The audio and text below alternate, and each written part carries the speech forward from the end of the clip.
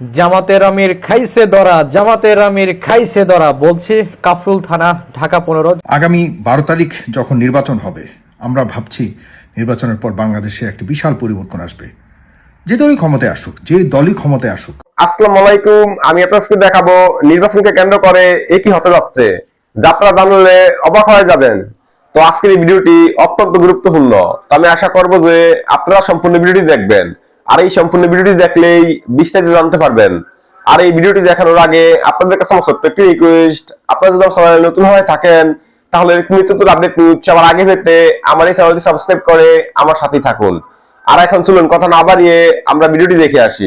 আগামী 12 তারিখ যখন নির্বাচন হবে, আমরা ভাবছি নির্বাচনের পর বাংলাদেশে একটি বিশাল পরিবর্তন আসবে। যে দলই ক্ষমতায় আসুক, যে দলই ক্ষমতায় আসুক, কেন কোনো পরিবর্তন হবে না জানেন? আমি আজকে আপনাদেরকে বলে রাখছি, এবং এই বিষয়টি আপনারা নিজেরা রিয়ালাইজ করবেন। বাংলাদেশ যতদিন না পর্যন্ত আমি যেই কথাটি বলছি সেটির যদি কোনো ধরনের সুরাহা না হয়, কোনো ধরনের সমাধান হয়, কোনো ধরনের বৈপ্লবিক পরিবর্তন সেখানে না হয়, তাহলে বাংলাদেশের ভবিষ্যতে কখনোই গণতান্ত্রিক পরিবেশ ফিরে আসবে না। এবং এই ফিরে না আসার পেছনে সবচেয়ে বড় কারিগর যারা, সবচেয়ে বড় দায়ী যারা, তাদের কোনো ধরনের বিচার বলুন, তাদের বিরুদ্ধে কোনো ধরনের ব্যবস্থা এই পর্যন্ত কোনো সরকার নেয়নি। 1,500 মানুষ প্রাণ দিয়েছে এদের কারণে। এরা কারা জানেন? বাংলাদেশের সবচেয়ে বড় বড় ব্যবসায়িক নামক মাফিয়া, যারা বাংলাদেশের অর্থনীতিকে গলা টিপে ধরে আছে। আমার আপনার পকেটের টাকাকে যাদের পকেটের মধ্যে ঢুকাচ্ছে, একদম প্রকাশ্যে যারা ডাকাতি করছে, বিশ্বাস করুন, প্রকাশ্যে যারা ডাকাতি করছে, বাংলাদেশের প্রধান কয়েকজন শিল্পপতি নামক ডাকাতি করছে তারা রীতিমতো। আপনারা কি জানেন কতগুলি ব্যাংক মানে কি জানেন? আমার আপনার টাকাটাকে কোনো রকম একটা জায়গায় রাখা, আর তারা সেই টাকা নিয়ে তাদের পকেটে ঢুকিয়ে তারা অবৈধভাবে ব্যবসা করবে, কোনো ধরনের ট্যাক্স দিবে না, কোনো ধরনের জনসাধারণকে শোষণ করবার জন্য যত ধরনের অবৈধ পদ্ধতি রয়েছে, যত ধরনের কৌশল, মানে হলো আপনার কৌশলের নামে যে ডাকাতি, যেটাকে কৌশল তো নাই, সম্পূর্ণভাবে কোনো না কোনোভাবে আপনার পকেট থেকে কীভাবে টাকা তাদের পকেটে যাবে, এই ধরনের পন্থাকে তৈরি করবার কে ব্যবসায়িক কৌশল বলে, তথাকথিত কৌশল বলে তারা আমাদেরকে নিঃস্ব করে ফেলছে। শেখ হাসিনাকে ফ্যাসিস্ট তৈরি করবার ক্ষেত্রে এদের ভূমিকা সবচেয়ে বেশি গুরুত্বপূর্ণ, সবচেয়ে বেশি অন্যতম ছিল। বসুন্ধরা, মেঘনা, RFL, কি ইত্যাদি ইত্যাদি, কটা নাম বলবো, কজনের নাম বলবো, সালমান এফ রহমান, তারপরে কি যেন কতগুলো, এদের কারো এ পর্যন্ত বলুন তো। এই যে শেখ হাসিনা যখন পতন হয়েছে, যখন আমাদের সন্তানদের বুকে গুলি ছোড়া হচ্ছিল, যখন আমাদের সন্তানদেরকে মারা হচ্ছিল, তখনও এই 20-25 জন বড় বড় ব্যবসায়িক নামক ডাকাতরা একসাথে হয়েছিল। কি বলেছিল? একজন তো বলেছিল, এই যে কি নাম, ফরিদপুরের হামিম গ্রুপের সাবেক MP, হামিম গ্রুপের চেয়ারম্যান, কি নাম ভুলে গেছি, সে বলছিল কি, প্রথমত আমি তোমাকে চাই শেখ হাসিনাকে, দ্বিতীয়ত তোমাকে, তৃতীয় তোমাকে চাই, মৃত্যুর পরেও তোমাকে চাই। বসুন্ধরা চেয়ারম্যান সাহেব একইভাবে বলেছিলেন। আচ্ছা বলুন তো, তাদেরকেই প্রশ্ন করি আমি, যাদের কথা বলছি, আপনারা বলুন, আপনারা আমাদের দেশের সত্যিকার অর্থে, আপনারা প্রকৃত পক্ষে বাংলাদেশের অর্থনীতিকে, বাংলাদেশকে উন্নয়ন করার জন্য, বাংলাদেশকে উন্নতি করার জন্য আপনারা ব্যবসা করছেন? আপনাদের বিরুদ্ধে এত মার্ডার কেস থেকে শুরু করে কত ধরনের অভিযোগ আপনাদের বিরুদ্ধে আসা হয়েছে। আপনাদেরকে কেউ 1 মিনিটের জন্য গ্রেপ্তার করতে পেরেছে? আপনাদের সন্তানকে 1 মিনিট জন্য গ্রেপ্তার করতে পেরেছে? এটা কি কোনোভাবে ন্যায় বিচারের দেশ বলা যায়? এই এত বড় ঘটনা হলো 24-এ, 1,500 মানুষের মৃত্যুর পেছনে এদের সরাসরি হস্তক্ষেপ দায়ী, এদের সরাসরি সহযোগিতা দায়ী, এদের সরাসরি শেখ হাসিনাকে তারা বিভ্রান্ত করেছে, এবং শেখ হাসিনাকে গুলি করবার জন্য তারা সবচেয়ে বেশি উৎসাহ দিয়েছে। এদের কি কোনো বিচার হবে না? এদের বিরুদ্ধে কেউ কথা বলে? দেখুন, প্রত্যেকটা মিডিয়া, প্রিয় ভাইরা, বন্ধুরা, আপনাদেরকে একটা কথা বলি, দেখুন, আমি ফেস দ্য পিপল চালাই বহুদিন যাবত। বাংলাদেশের এইসব মিডিয়াদের বিপরীতে গিয়ে বিকল্প মিডিয়া তৈরি করে প্রতিনিয়ত আপনাদেরকে যেভাবে বাংলাদেশ বিষয়ে যেভাবে সচেতন করেছি বছরকে বছর জুড়ে, এরপর এই আন্দোলনের সময় এই মিডিয়াগুলি, যেগুলি এখন বর্তমানে আবারও নতুন হাতে, নতুন উদ্যমে বাংলাদেশকে শোষণ করবার জন্য তৈরি হচ্ছে, নির্বাচনের পরেই তাদের পুরা চেহারা চেঞ্জ হয়ে যাবে, তারা নতুন সরকারের সাথে নতুন মিলে তারা দেখা যাচ্ছে একাকার হয়ে যাবে। বলুন তো, শেখ হাসিনার পুরো আমল জুড়ে শেখ হাসিনার কোনো ধরনের রং রোগ নিয়ে তারা কখনো কথা তুলেছে? কখনো কি তারা শেখ হাসিনার বিরুদ্ধে একটা টুশব্দ করেছে? কখনো করেনি। তা এখন একই সেই চ্যানেলগুলি নতুন ভাবে, নতুন দালালদের খপ্পরে নতুন ভাবে, আমরা কি আসলে মগর মূল্যকে বসবাস করছি?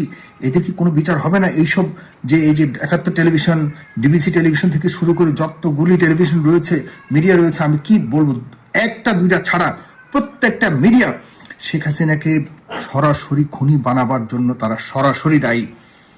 এদের কি কোনো বিচার হবে না? আমি বাংলাদেশের বিজ্ঞাপনের জন্য আমাদের চ্যানেল চালানো এখন মানে বড় ধরনের সমস্যা হয়ে দাঁড়িয়েছে।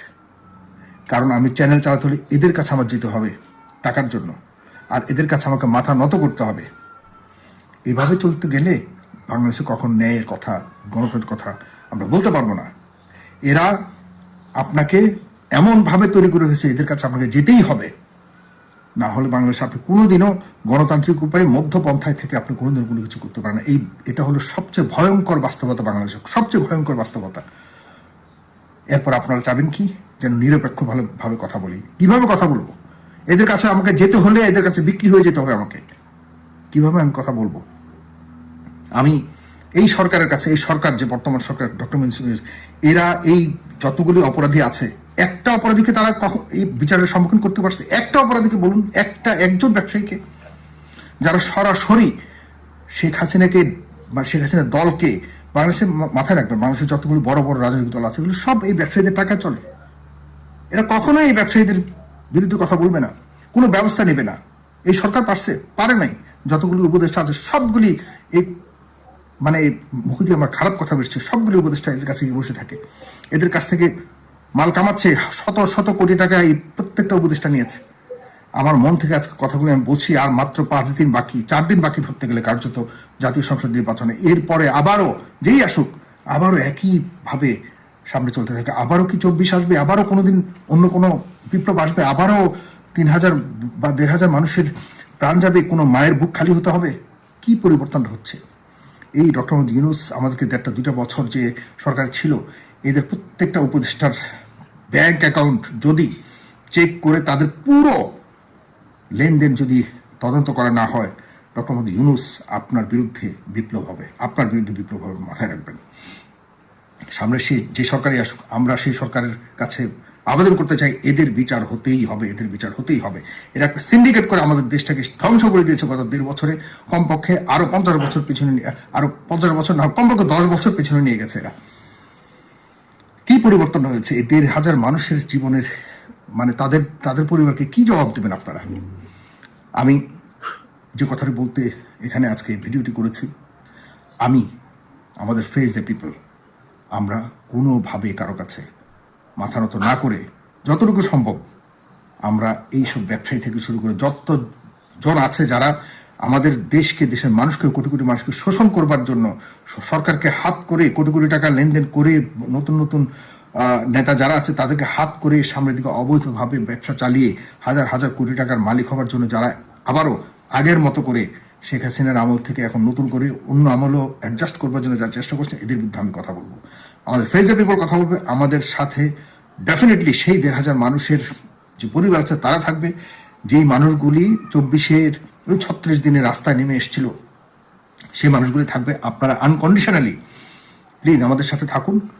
আমরা চেষ্টা করবো আপনাদের সামনে এদের আসল চেহারা তুলে ধরতে, এবং এদের বিচার করতেই হবে, করতেই হবে, করতেই হবে। আজ হোক কাল হোক আমরা চেষ্টা করব এদের আসল চেহারা আপনাদের সামনে তুলে ধরতে। প্রিয় দর্শক, প্রিয় বন্ধুরা, প্রিয় ভাই বোনেরা, আপনারা অবশ্যই আমাদের সাথে থাকবেন। আমি ফেস দ্য পিপলের সাইফুল সাগর আপনাদের সাথে সেই বহু বছর ধরে ছিলাম। আমি সবচেয়ে বেশি বাংলাদেশের সকল সমস্যা নিয়ে কথা বলেছি, আপনাদের মনে আছে। আমি আর বলতে চাই না, সুতরাং আমি সেই উদ্যমে আবার কন্টিনিউ করতে চাই। প্রয়োজনে বাংলাদেশ ছেড়ে দিব আবারও। গিয়েছিলাম কিন্তু গিয়ে কোনো পরিবর্তন দেখিনি, আছি এখনো, সিদ্ধান্ত নিয়ে যদি চলে আসি তো অনেকের কপালে দুর্গতি আছে, ভয়ঙ্কর দুর্গতি আছে। আমি যদি আবারও বাংলাদেশ ছেড়ে দিই তবে চাই বাংলাদেশে থাকতে। এতটুকুই বললাম, ধন্যবাদ, সালাম। তো আমি আশা করছি যে আপনারা সম্পূর্ণ ভিডিওটি দেখেছেন। তো আপনাদের যদি এই বিষয় নিয়ে কোনো মতামত থাকে আমাকে অবশ্যই কমেন্টে জানাবেন। তো আমি এখানে ভিডিওটি শেষ করতেছি। তো দেখা হচ্ছে পরবর্তী ভিডিওতে। সে পর্যন্ত সবাই ভালো থাকবেন, সুস্থ থাকবেন। আল্লাহ হাফেজ।